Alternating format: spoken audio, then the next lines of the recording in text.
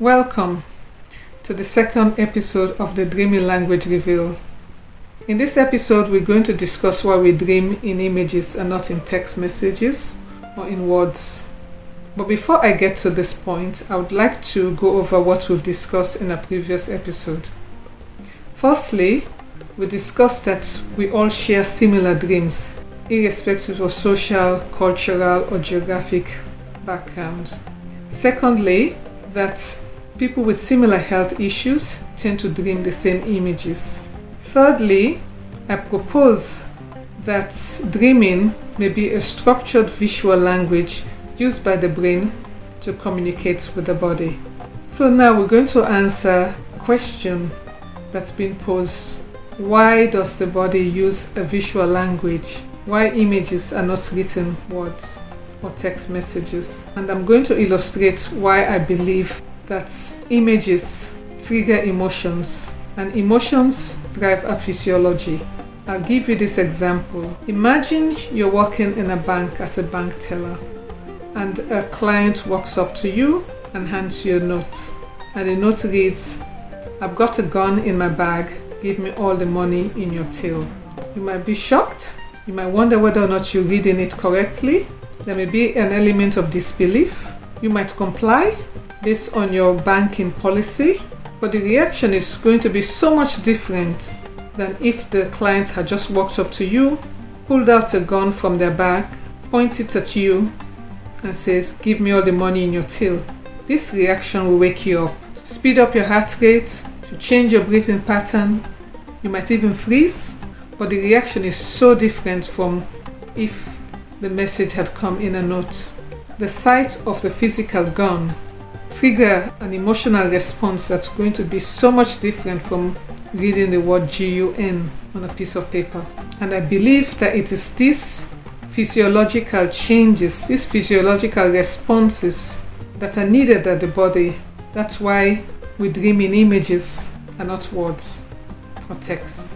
I'll give you an example of a situation that might help to reinforce this point. A few years back, a client from the Solomon Islands retold a story to me. She mentioned that she was building a house in the Solomon and got all the young men, or most of the young men in the village, to help in the construction. And as a treat, she brought them cookies and biscuits and chocolates from Australia. During their break, she offered them the cookies, and soon after one of the young men started eating the cookie, he started choking and grabbing his throat. So she soon realized that this guy may have an allergy to something in the biscuit, probably a nut. So all work stopped, and the rest of the young men carried this young guy that's struggling and took off to the nearest healer's home. Because the village is small and remote, there's no hospital, no medical facility, or anybody trained in Western medicine. They had to rely on their local healers. And when they arrived at the healer's home, they met an old lady there. She mentioned that her husband is a healer and had been summoned to the next village. But she told them that if they hurry, they might be able to catch up with him. So they carried this young man and they headed off towards the next village. They've only gone for about 2 minutes or 3 minutes when they turned around a corner, and the old lady they've just spoken to was there in front of them. This time she was practically naked and carrying a huge branch.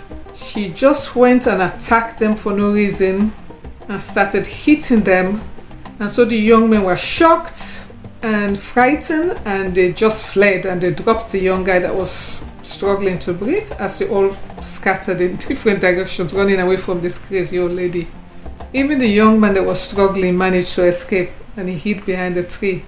This went on for about 2 minutes, this lady going around chasing after the young men, flogging them with a branch. And after 2 or 3 minutes of this, she stopped, put on her clothing, dropped the branch, and called out to them. She told them that she is the healer, not her husband. She told them that their friend was dying, and she knew that she had to frighten him, otherwise she would die. And so that's what she did. I found this quite amazing because this lady is an illiterate. She does not understand what adrenaline does. She did not understand the science behind what she just did, but she understood the emotion that would bring relief to this young man. And I believe that our nightly images, our nightly dreams, and these nightly scenarios are carefully crafted by the brain to elicit such reactions that would modulate certain processes and bring about balance within our body whilst we're sleeping. In another example, this is something that I personally did.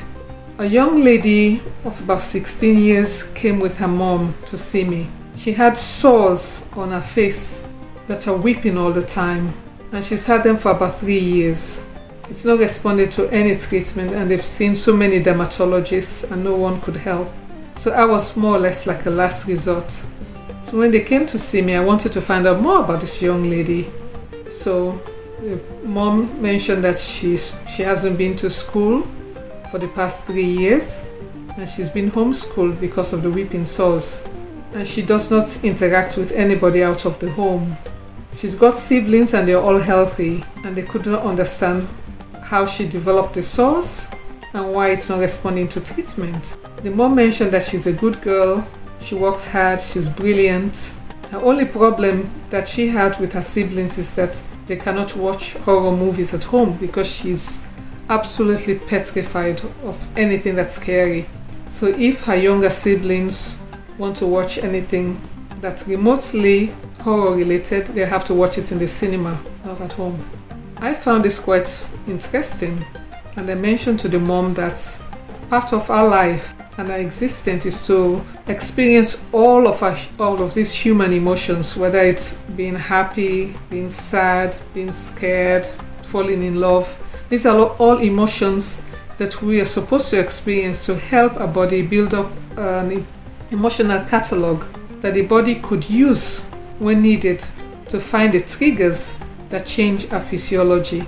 So her avoiding one specific emotion, anything that's fear related, may affect her physiology, because fear itself in moderate amounts will stimulate cortisol production, and we need cortisol to help our immune system. We need cortisol to help our body heal.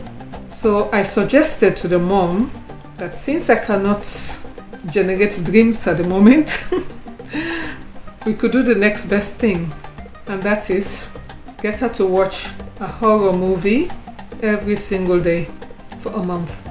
It has to be a new horror movie every single day.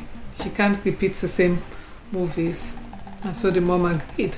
A month later, I recognized the mom immediately when she came to the clinic, but the young lady beside her looks young, happy, confident, totally different from the young girl that I met a month earlier.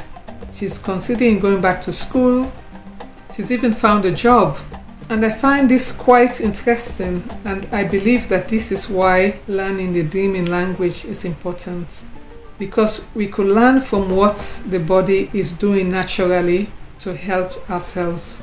The other example is I do find a link between dreaming of the ocean and kidney function, and I find that seeing clear, serene, peaceful ocean has a calming effect and could lower blood pressure.